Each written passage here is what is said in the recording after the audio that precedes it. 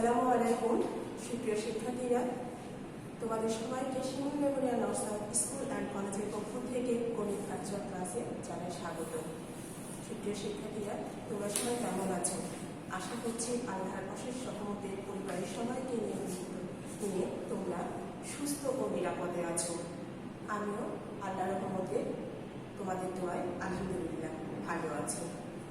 প্রিয় শিক্ষার্থীরা, আজকে তোমাদের গণিত ক্লাস পঞ্চম শ্রেণীর গণিত ক্লাস পরিচালনায় তোমাদের সাথে আছি আমি রওশন আরা বেগম, সহকারী শিক্ষক, শিমুল মেমোরিয়াল নর্সারি স্কুল অ্যান্ড কলেজ।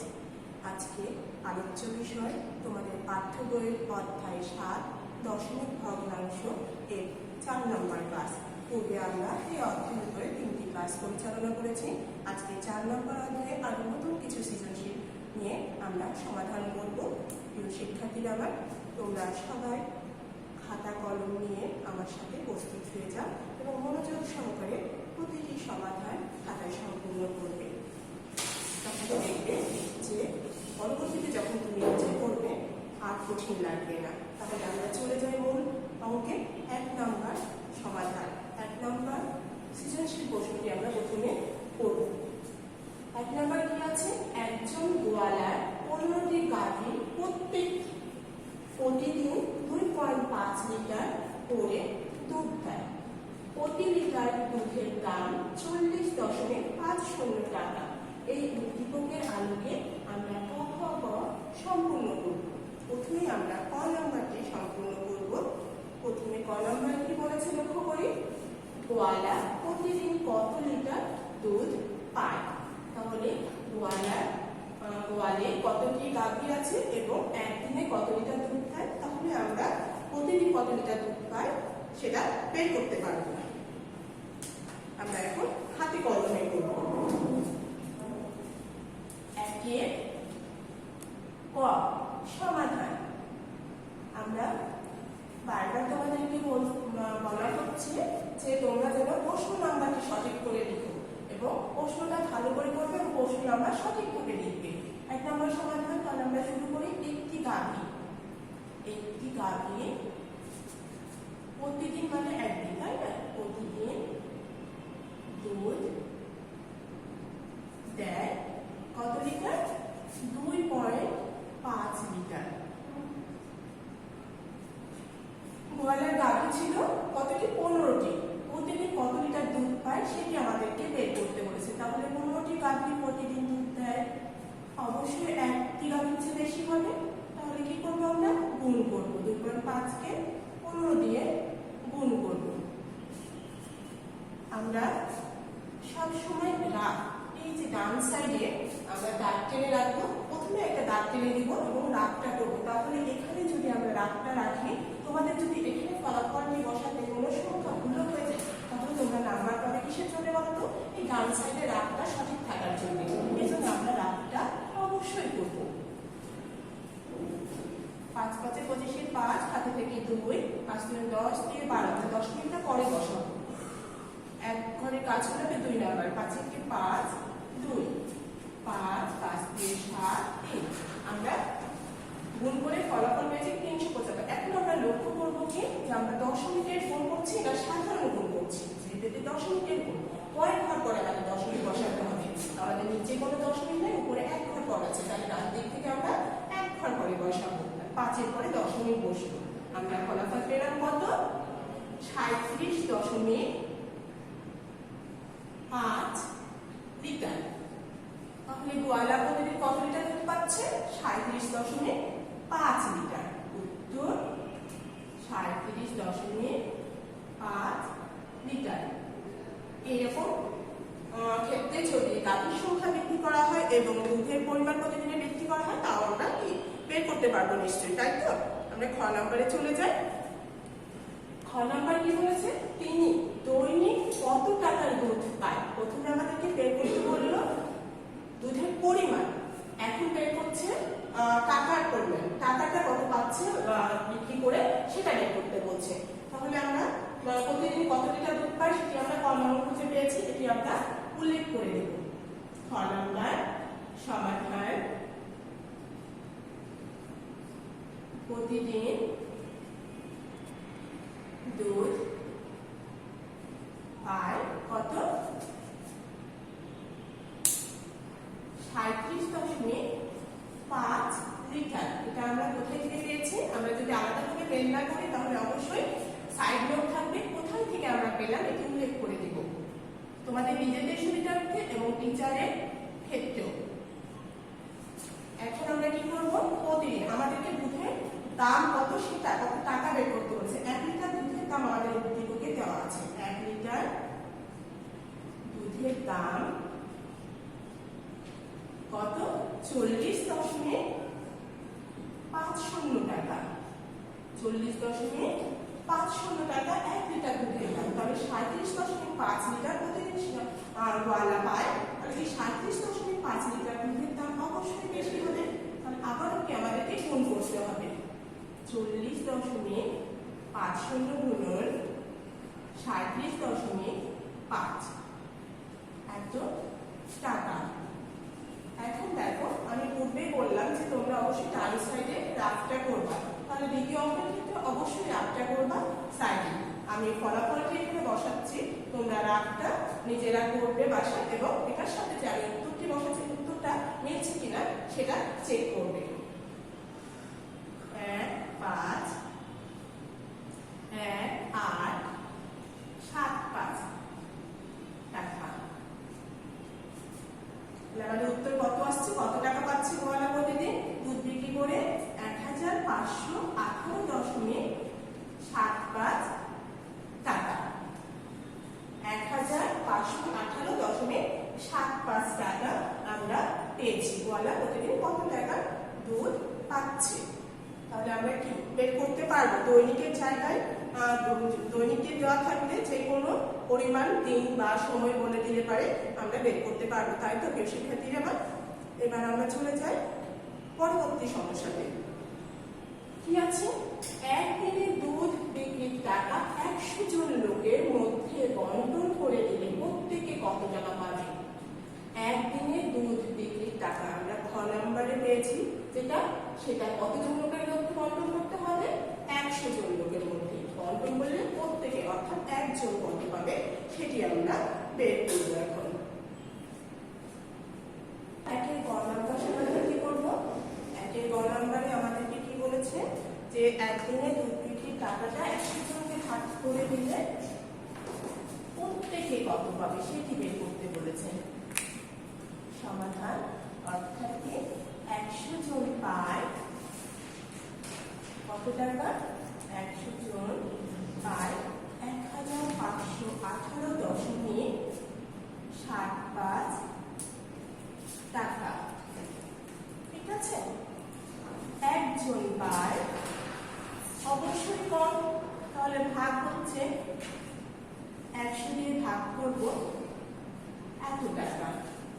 এখন দেখো এটা আমরা কিন্তু মুখে ভাগ করতে পারি বা দশমিক উঠাই দিয়েও আমরা ভাগ করতে পারি। মুখে যদি ভাগ করে এখানে আছে 4টা সংখ্যা, নিচে আছে আজও 3টি সংখ্যা, একবার যাচ্ছে 1। তারপরে 5 নামলো 1 8, কি হলো 15। তারপর কি হচ্ছে আর যাচ্ছে না 1 8 7 5। ঠিক আছে?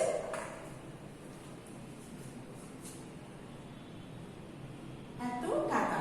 এখন আমরা একটা জিনিস করতে পারি কি, দশমিকের পরে 4টা সংখ্যা আছে, এই 4টা সংখ্যার ক্ষেত্রে আমরা দশমিকের পরে 2টি সংখ্যা নিতে পারি। সেই ক্ষেত্রে আমরা লক্ষ্য করব যে দশমিকের দ্বিতীয় সংখ্যার পরে যদি 5-এর বেশি সংখ্যা থাকে তাহলে দ্বিতীয় সংখ্যার সাথে কি হয় 1 যোগ হয়ে যায়। তাহলে 15.1 8 আছে, এখানে যে 8-এর পরে 7 আছে, 5-এর থেকে বেশি, তাহলে 1 মিলে পারে কি 9 হয়ে যাচ্ছে। 15.19 টাকা। এই যে আমরা এখানে এটা এই সংখ্যাটা পুরো না এখানে 1 করে দিলাম, সেক্ষেত্রে আমরা অবশ্যই এখানে প্রায় কথাটি যুক্ত করব। এই প্রায় মানে কি, এই দশমিকের পরে 2 ঘর পেয়েছি, আরো সংখ্যা আছে, এটা বোঝাচ্ছে। তাহলে উত্তর কত হচ্ছে? উত্তর 15.19 টাকা প্রায়। আমরা 1 নাম্বার সৃজনশীল সম্পূর্ণ করে ফেলেছি। এখন আমরা কি করব? এখন আমরা সৃজনশীলটি লক্ষ্য করব। 2 নাম্বার কি বলা হয়েছে? 2 নাম্বার বলা হচ্ছে একটি আয়তকার জমির দৈর্ঘ্য 3.85 মিটার, প্রস্থ 1.15 মিটার। আয়তকার জমির দৈর্ঘ্য ও প্রস্থ দেওয়া আছে। এই উদ্দীপকের আলোকে আমরা অঙ্ক ক সম্পূর্ণ করব। প্রথমে আমরা ক নাম্বারটি সম্পূর্ণ করব। ক নাম্বারটিতে কি বলা হচ্ছে? আয়তকার জমির দৈর্ঘ্য ও প্রস্থের যোগফল কত নির্ণয় করো। অনেক সহজ, তাই না? শুধু দুটা যোগ করলে আমরা একের পর এক ফলাফলটি পেয়ে যাব।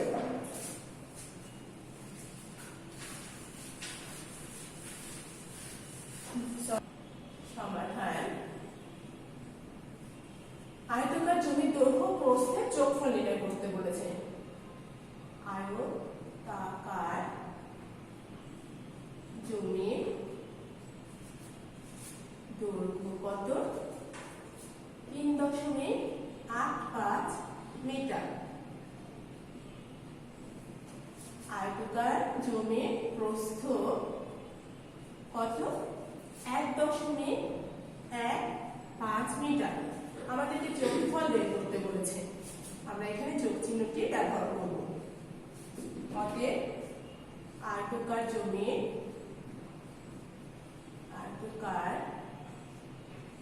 জমির দৈর্ঘ্য ও প্রস্থের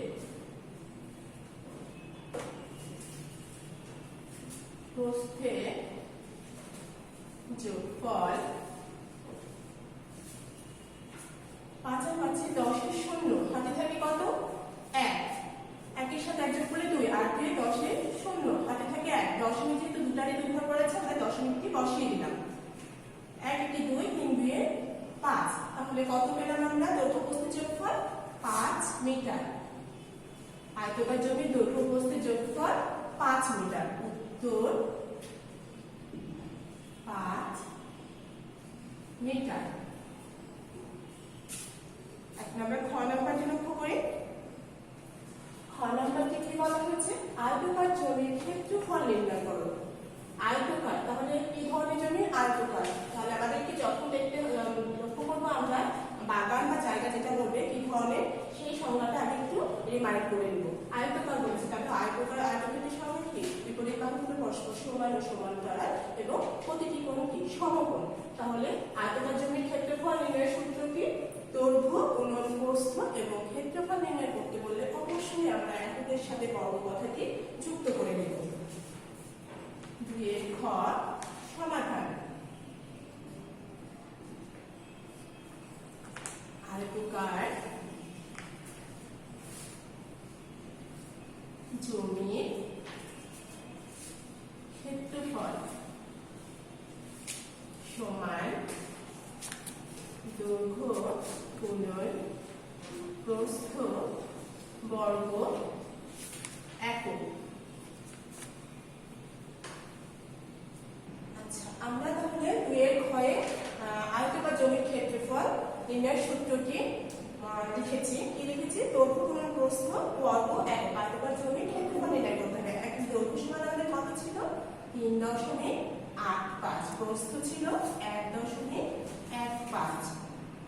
বর্গ কথাটি থাকবে এবং এককের জায়গায় আমাদের উদ্দীপকে যদি মিটার থাকে তাহলে বর্গের সাথে মিটার যুক্ত হয়ে যাবে, সেন্টিমিটার থাকে সেন্টিমিটার যুক্ত হয়ে যাবে। যেহেতু মিটার আছে আমরা মিটার কথাটি যুক্ত করে ফেললাম।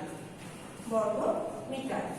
এখন এই গুণটা আমরা মুখে মুখে করতে পারবো না, তাই তো? তাহলে আমাদের কি করতে হবে? অবশ্যই গুণটা কোথাও করতে হবে। সেই ক্ষেত্রে আমরা ডান সাইডে রাফ কথাটি লিখব এবং গুণ করে বসাবো। 3.85 1.15 গুণ 5 5 25 5 থেকে 2 5 থেকে 40 থেকে 42 2 থেকে 4 5 15 আর 4 19। 1 দিয়ে 5 8 3 দুইটা ঘরের কাজ হলো। আবার 5 8 3 আমরা এখন যোগ করব। 5 5 দিয়ে 7 8 5 13 9 22 2 হাতে থেকে 2 আর 2 10 আর 4 14 4 হাতে থেকে 1 3 1 4। আমরা গুণ করে পেয়েছি কি? 44,275। কিন্তু এখানে আমাদের কি আছে? এটা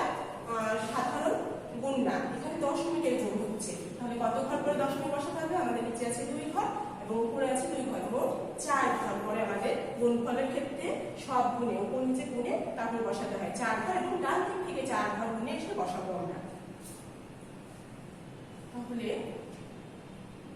আমাদের কত হচ্ছে 4.1.15 3.85 4.4285 হচ্ছে। আমরা কত বর্গ পেলাম? 4.4275 বর্গমিটার পেলাম। 4.4275 বর্গমিটার। পূর্বের অঙ্কে বলেছিলাম দশমিকের পরে 2 ঘর আমরা নিতে পারি, এবং যদি 2 ঘরের পরে 3 নম্বর ঘর 5-এর থেকে বেশি থাকে তাহলে 2 নম্বর ঘরের সাথে 1 যোগ হয়ে যাবে। তাহলে এখানে আমাদের 3 নম্বর ঘর 7 আছে, যেহেতু 5-এর থেকে বেশি আমরা 1 যোগ করলে 3 হয়ে যাচ্ছে। 4.43 বর্গমিটার, এবং কি লিখবো? প্রায়, কিন্তু আমরা শর্ট করে ফেলেছি। তাহলে আয়তকার জমির ক্ষেত্রফল কত পেলাম আমরা? 4.43 বর্গ মিটার প্রায়। যে কোনো জায়গার ক্ষেত্রফল নির্ণয় করতে বললে আমরা জায়গাটি কি ধরনের আগে লক্ষ্য করব, এবং সেই অনুযায়ী যদি আমরা সূত্রটি জানি তাহলে আমরা নিশ্চয়ই কি করতে পারবো? সঠিকভাবে ক্ষেত্রফলটি নির্ণয় করতে পারবো, তাই তো? তাহলে আমরা ক নম্বরে চলে যাই। ক নম্বর কি বলেছে প্রিয় শিক্ষার্থীরা? আমার লক্ষ্য করো, যদি জমির দৈর্ঘ্য 3 গুণ বাড়ানো হয় তবে জমির ক্ষেত্রফল কত হবে? একটু বেশি স্পেস। যদি জমির দৈর্ঘ্য 3 গুণ বাড়ানো হয় তবে জমির ক্ষেত্রফল কত হবে সেটি আমাদেরকে বের করতে বলেছে। তাহলে দৈর্ঘ্য যা ছিল তার থেকে 3 গুণ বৃদ্ধি পেলে ক্ষেত্রফলটা কত হবে সেটি আমরা বের করব। সেক্ষেত্রে আমাদেরকে প্রথমে কি করতে হবে? যে জমির দৈর্ঘ্য 3 গুণ বাড়াতে বলেছে, আগে জমির দৈর্ঘ্যটি আমাদেরকে বাড়িয়ে দিতে হবে। 2 এর গ সমাধান জমির দৈর্ঘ্য 3 গুণ বৃদ্ধি করলে হবে কত ছিল? 3.85 গুণন 3 মিটার। এটি আমরা মুখোমুখি গুণ করতে পারবো। 3 × 5 = 15, 5 হাতে থেকে 1, 3 × 24, 1 × 25, 5 হাতে থেকে 2, 3 × 9 আর 2 11, 2টার পরে দশমিক বসিয়ে দিলাম। 11.55 মিটার আমরা দৈর্ঘ্যটা পেলাম।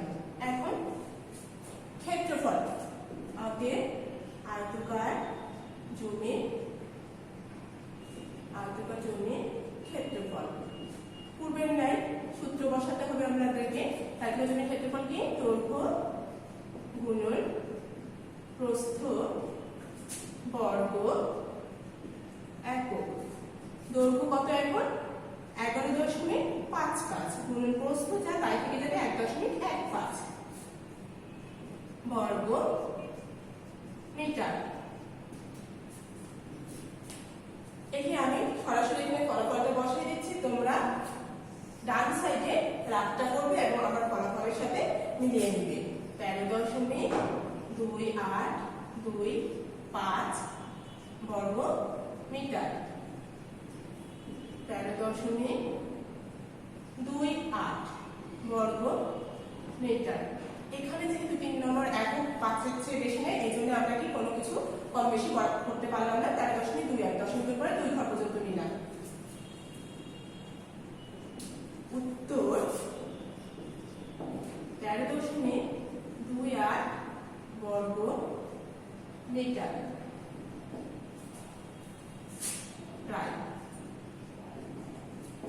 তাহলে দৈর্ঘ্য 3 গুণ বৃদ্ধি করে আমরা আয়তকার জমির ক্ষেত্রফল বের করতে পেরেছি, এবং ফলাফল কত হয়েছে? 13.28 বর্গ মিটার। 13.28 বর্গ মিটার। এখন আমরা দেখি 3 নম্বরে আমাদের কি করতে হবে। 3 নম্বর প্রিয় শিক্ষার্থীরা, আমরা কি লক্ষ্য করছি? 3 নম্বরে জ্যামিতি 3.5 সেন্টিমিটার ও 3.5 সেন্টিমিটার ও 4.5 সেন্টিমিটার বাহু বিশিষ্ট একটি সামান্তরিক অঙ্কন করে পণ্যগুলো পরিমাপ করে সামান্তরিকটির বৈশিষ্ট্য লিখো। কয়টি ধাপ আছে এই নির্দেশনা অনুযায়ী আঁকতে হবে অঙ্কন। তারপরে কি করতে হবে, কর্ণগুলো পরিমাপ করতে হবে, তারপরে কি লিখতে হবে, বৈশিষ্ট্য। তাহলে এই প্রশ্নের ধারাবাহিকতা বজায় রেখে আমাদেরকে কিন্তু উত্তরটা সম্পূর্ণ করতে হবে। প্রথমে আমাদেরকে কি করতে হবে, আঁকতে হবে। কি আঁকতে হবে, সামান্তরিক। সামান্তরিকের বিপরীত বাহুগুলো সমান সমান্তরাল, বিপরীত কোণগুলো সমান, কোণগুলি কি সমকোণ নয়। 3 নাম্বার, প্রথমে আমরা কি করব, স্ক্রিনে দেখো চিত্রটি দেওয়া আছে। আমরা প্রথমে আগে 3.5 সেন্টিমিটার, 3.5 সেন্টিমিটার ও 4.5 সেন্টিমিটার বাহু বিশিষ্ট একটি সামান্তরিক আঁকবো। আমরা নিচের দিকে বড় সংখ্যাটি নিব। স্কেলের সাহায্যে আমরা কি করব, প্রথমে 4.5 সেন্টিমিটারকে বাহু নিলাম। এখন কি করতে হবে, 3 সেন্টিমিটার, যেহেতু কোণগুলো সমকোণ নয় তাহলে আমরা কি করতে পারি, একটু বাঁকা করে এখানে 3.5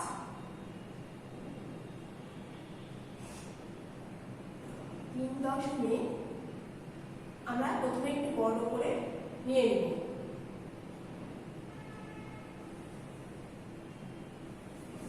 হলো, এখানে আমরা 4.5 নির্দিষ্ট মাপে নিয়েছি।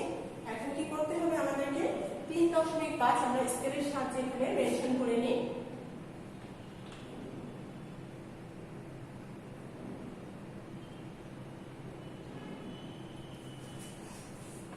রুল কম্পাসের সাহায্যে আমরা বাকি দুটি বাহুগুলো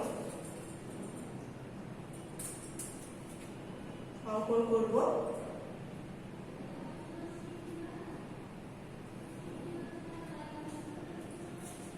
প্রথমে আমরা কি করব, 4.5 একটা বৃত্তচাপ অঙ্কন করলাম। এই বিন্দু থেকে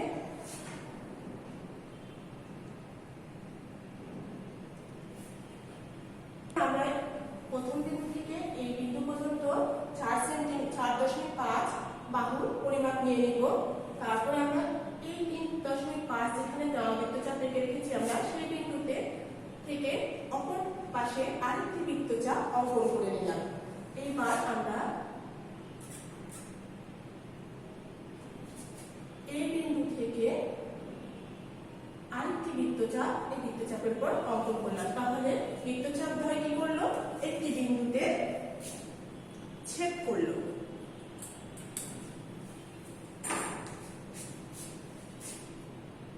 আমরা এখন নাম দেব যে এ বি সি ডি। আমরা বি বিন্দুর সাথে সি বিন্দু যোগ করব এবং ডি বিন্দুর সাথে সি বিন্দু যোগ করব। তাহলে আমাদের কি হলো, A B C D 4.5 centimetre, 4.5 centimetre ও 3.5 সেন্টিমিটার বাহু বিশিষ্ট সামান্তরিক অঙ্কন করা হলো। সবাই নিশ্চয়ই অঙ্কনটি খেয়াল করেছ। এখন আমাদের দ্বিতীয় ধাপ কি ছিল, আমরা চিত্রটা লিখবো। এখানে চিত্র সামান্তরিক। সামান্তরিক বানান অনেকে ভুল করো, এখানে প্রশ্নটা খেয়াল করে বানানটা লিখবা। এখন আমাদেরকে কি বলেছিল, কর্ণগুলো পরিমাপ করতে, কর্ণগুলো পরিমাপ করতে বলেছে। তাহলে এই বিন্দু থেকে সি বিন্দু আমরা যোগ করলে এসি একটি কর্ণ পাবো, যেটি সামান্তরিককে কি করলো, সমদ্বিখণ্ডিত করলো।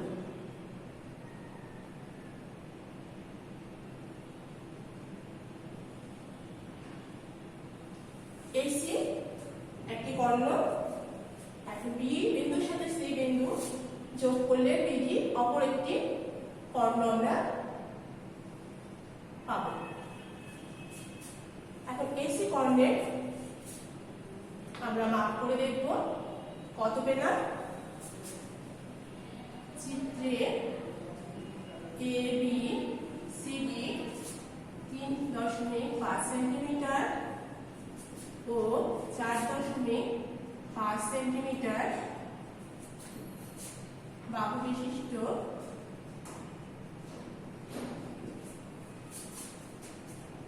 সামান্তরিকে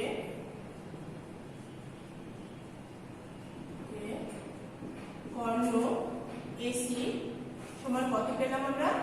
7 সেন্টিমিটার এবং কর্ণ